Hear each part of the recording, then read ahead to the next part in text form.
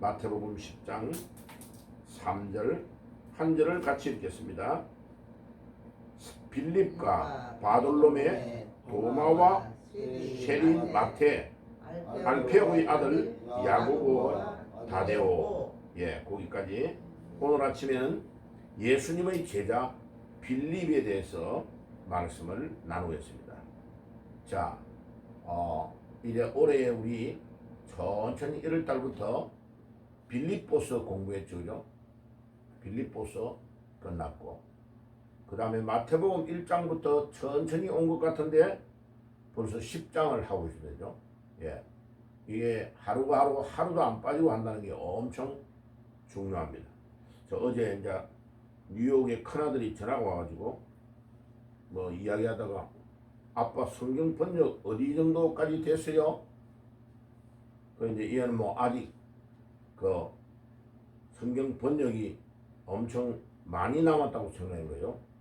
전체적인 번역은 끝났고 이제 OK 교정 마지막 마무리 작업을 하면서 성경 이사야서의 모든 성경은 짝이 있다고 이야기했는데 그 짝을 하나하나 맞춰주는 게 시간이 엄청 걸립니다. 예를 들면 성경을 막 읽다가 예수님께서 마귀가 돌 가지고 떡덩이를 만들어 봐라 이러니까 예수님이 뭐라 합니까? 사람이 떡으로만 살 것이 아니요 하나님의 말씀으로 살 것인지라. 그리고 그거는 예수님이 구약 성경의 신명기 8장 3절의 말씀을 딱 인용해 가지고 마귀를 딱 쫓아내는 겁니다. 그러니까 그때 예수님이 하신 말씀, 사람이 떡으로만 살 것이 아니고 하나님의 말씀으로 산다 할 때 그때 A를 딱 주석을 붙여가지고 밑에다가 신명기 8장 3절 이렇게 연결해 주는 것이 성경을 짝을 연결해 주는 겁니다. 그게 굉장히 어려운 작업입니다. 시간이 많이 걸리는 작업이에요. 그래서 제가 번역해가지고 그거를 짝을 맞춰주는데 시간이 엄청 걸립니다.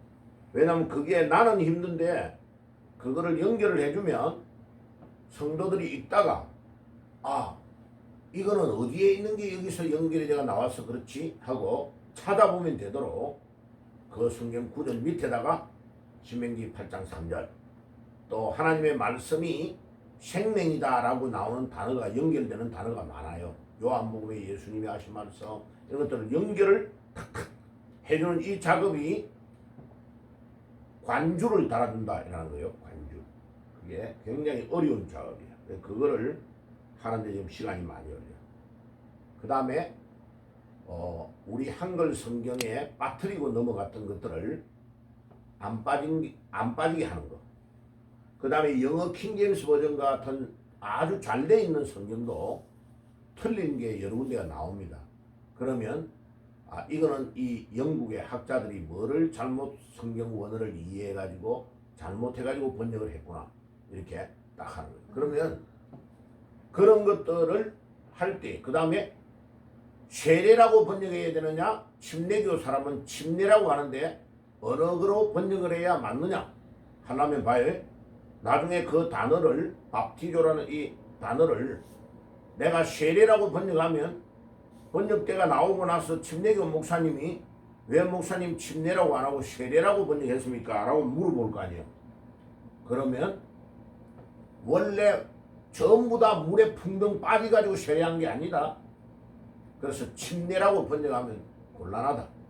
세례라고 하는 게 맞다. 왜 세례는 머리에 앉아있는 물을 그냥 뿌려서 하는 것도 세례가 되거든요. 침례는 물 안에만 들어가야 돼요. 물론 물이 많아가지고 요단강 안으로 들어가서 세례를 받을 때도 있어요.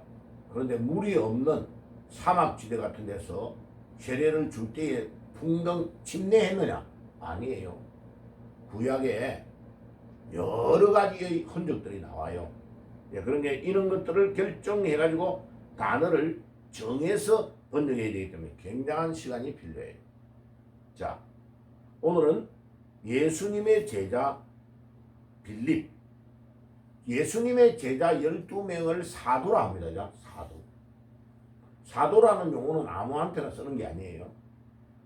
그래서 예수님에게 직접 배웠던 제자들을 사도라 했습니다. 그래서 사도 빌립이라고 하는 이유는 빌립이라는 이름이 사도행전 6장에 보면 서대반과 빌립과 브로그로와 니가노로와 이럴 때에 7명의 집사를 뽑을 때 빌립이라는 사람이 또 있어요. 근데 그 사람은 오늘 우리가 공부하는 예수님의 제자 빌립하고는 같아요, 틀려요? 다른 사람입니다.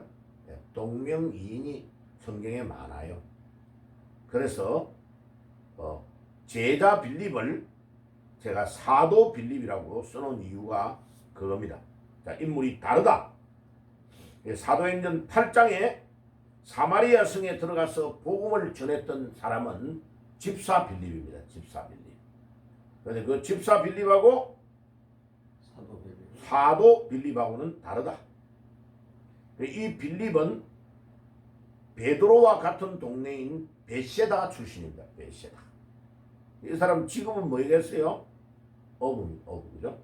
예. 세례 요한의 제자였는데 이 사람이 예수님의 제자가 된 겁니다. 그 엊그제 우리 공부했던 것 중에 또 다른 사람이 빌립이 한 명 더 있죠. 아니 그 누굽니까? 예수님의 제자가 아니고 원래 사도 요한의 제자였는데 또 그 사람이 예수님의 제자가 된 사람이 누구예요? 안드레주죠. 자, 그런데 그건 내려오고 시간이 없으니까 자, 오늘은 집사 사도 빌립에 대해서 우리가 공부하는데 이 빌립은 굉장히 논리적이고 이성적이고 계산도 빠르고 정확한 그런 인물이었습니다. 그걸 뭐를 통해서 알 수 있느냐? 요한복음 6장에 보면 500이어의 축복을 할 때에 보리떡 5개와 물고기 2마리로 사람을 먹일 때에 5,000명 이상의 남자를 먹일 때에 그때에 계산을 딱 해봐가지고 이거는 200데나리온 이상의 돈이 들어가겠습니다 라고 계산한 인물이 누구냐?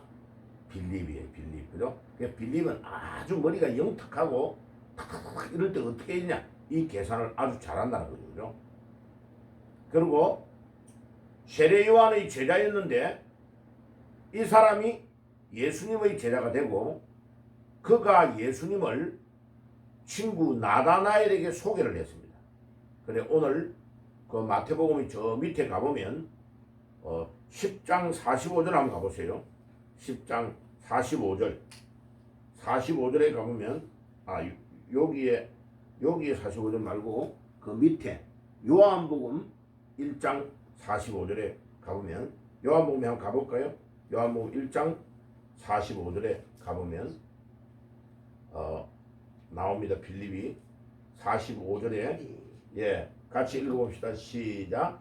빌립이 나다나엘을 찾아 이르되 모세가 율법에 기록하였고 여러 선지자가 기록한 그 일을 우리가 만났으니 요셉의 아들 나사렛 예수라. 야, 빌립은 지금 예수님을 어느 정도까지 딱 이해하고 있어요? 모세가 예언해 놓았던 구약에서 말하는 기록을 딱 말하면서 이분이 선지자의 기록에 나오는 나사렛 예수, 자, 이 사람이 메시아인 것을 알고 구약의 율법에 기록되어 있는 그분이 바로 예수다 하는 것을 알고 있는 거예요. 야, 이 대단한 수준이죠. 그죠? 그래서 그의 친구 나다나엘에게 예수님을 소개를 딱 하는 겁니다. 자, 이와 같이 한 명 한 명이 자기가 예수님을 만나고 깨달았던 사람들이 예수님을 직접 소개를 하든지 아니면 예수님이 쭉 바닷가를 다니다가 딱딱 한 명을 뽑아내고 그 사람이 또 그 사람과 연결되어서 계속 제자들이 일어나고 있다는 것을 알 수 있습니다. 자, 그래서 이렇게 전도를 하고 예수님을 소개해서 예수님께로 데려오는 이것이 굉장히 중요한 일이라 하는 것을 알 수 있습니다. 조금 전에도 이야기했더니 500이어 사건 때에 계산을 딱 해가지고 200데나리온 이상의 돈이 들겠습니다 라고 말한 것도 바로 이 빌립입니다. 빌립. 자, 그 다음에 빌립은 어떤 일들을 할 때 독단적으로 하지 아니하고 항상 의논을 해가지고 하는 인물이다 하는 것을 요한복음 12장 22절에서 23절에 보면 잘 알 수 있습니다. 그는 예수님에게 얼마나 중요한 이야기를 하고 있냐면 예수님 하나님을 보여주세요 라고 요구를 합니다. 하나님을 보여주세요. 그러니까 예수님이 뭐라고 말합니까? 나를 본 자는 하나님을 봤다. 자, 그 말을 다르게 해석하면 뭐예요? 예수님이 바로 하나님이고 하나님은 영적인 존재이기 때문에 우리의 육신의 눈으로 볼 수가 없다는 거예요. 그런데 우리의 육신의 눈으로 하나님을 볼 수 있도록 형체를 가진 육신의 모양으로 오신 분이 누구다? 예수라는 말이에요. 그러니까 예수님을 안 믿으면 하나님을 믿을 수 있어요, 없어요? 못 믿는 거예요. 그래서 목사님이 제일 훌륭한 목사님이 누구냐면 예수님을 소개를 잘 해주면 그 예수님을 이해하고 깨달아가지고 하나님을 알도록 잘 도와주는 분이 훌륭한 목사님이에요. 그래서 설교할 때에 창세기를 읽어가지고도 예수님 이야기를 할 수 있는 목사님이 돼야 되고 출애굽기를 설명할 때도 예수님 이야기를 해야 되고 그래 모든 성경의 구절구절이 예수님을 말하려고 기록해 놓았다라고 요한복음 21장에 딱 말하고 있는 겁니다. 요한이 내가 이 성경을 왜 기록하느냐? 이 성경은 곧 예수님에 대해서 기록하도록 하기 위하여 이 성경을 기록하고 있다라고 말하고 그러니까 이 성경 66권 모두가 예수님을 정확하게 하는 것을 목표로 두고 있다. 그래서 제가 성경을 번역할 때 지금 천주교가 틀리게 번역해가지고 잘못된 원판을 가지고 성서공회가 번역해 놓은 것을 찾아낸 것이 17,000개가 넘어요. 거기에 제일 중요하게 놓치고 있는 게 뭐냐면 예수라는 이름이 있는데 빼버려요. 예수라는 이름이 있으면 싹 빼뿐다니까. 이게 마귀가 하는 일이죠.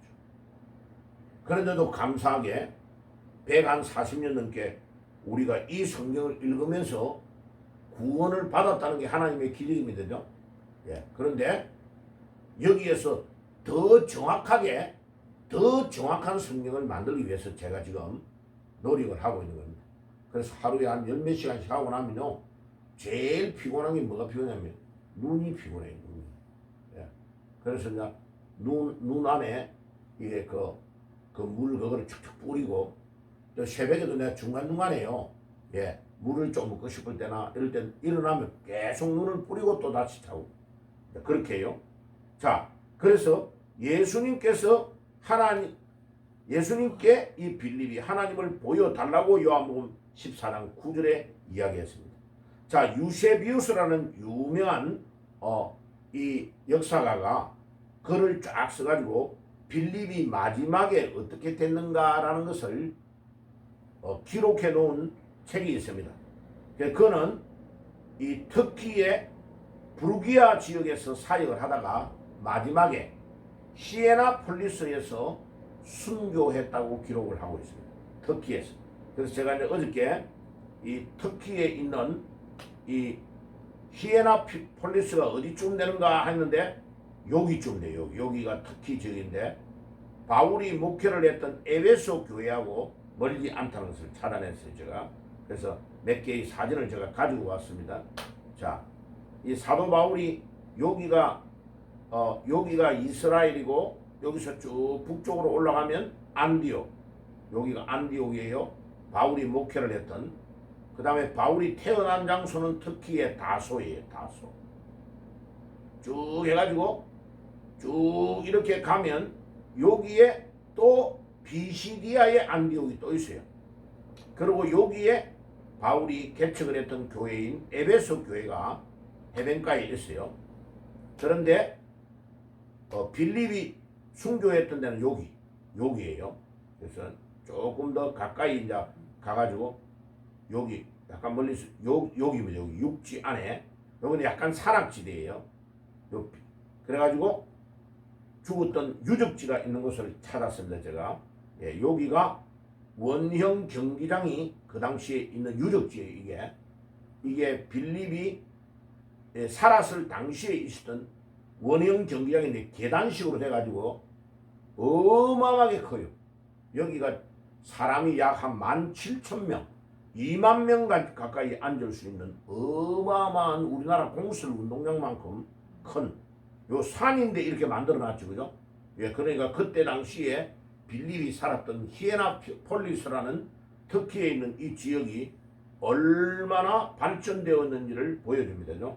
자, 그리고 조금 더 가까이 있는 약간 다른 측면에서 찍었던 사진.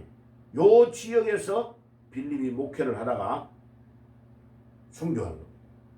자, 그러면 오늘 우리는 예수님의 제자 사도 빌립에 대해서 우리가 생각을 했습니다. 그런데 이런 모든 제자들이 예수님의 말씀을 붙잡고 그 말씀을 예수님은 천국 가고 하늘나라 올라가고 나서도 끝까지 복음 전하다가 다 순교해서 죽었다.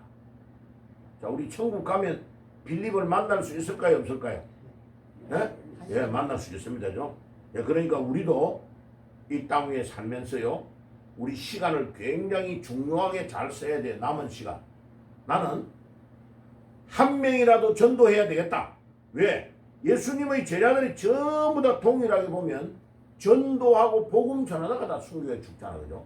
그러니까 다니엘서 12장 3절의 말씀 그대로 사람을 주께로 옳은 대로 인도하는 자는 궁창의 빛과 같이 빛나고 하늘의 별과 같이 영원 무궁토록 빛날 것이다. 그 말은 하늘나라에 가서 제일 대접을 받는 사람은 누구냐? 복음 전하는 사람. 사람을 주께로 인도하는 사람. 그 사람이 제일 중요하다. 그러니까 이제 어제 우리 큰아들이 이제 몇 년 동안 막 교회 안에서 중요한 거 다 했는데 올해는 이제 싹 다 이제 개편을 해가지고 교회 전체에 새신자 전체를 맡아가지고 이제 하는 거를 아빠 요번에는 맡았습니다. 이라더라고. 그래 잘했다. 내가 그랬어요. 다니엘서 12장 3절에 하나님이 제일 기뻐하는 게 뭐냐? 불신자가 주님께 인도되어 가지고 천국 가도록 도와주는 일을 하는 사람이 최고로 중요한 일이다. 그리고 교회에서 목사님에게 제일 중요한 사람이 누구냐?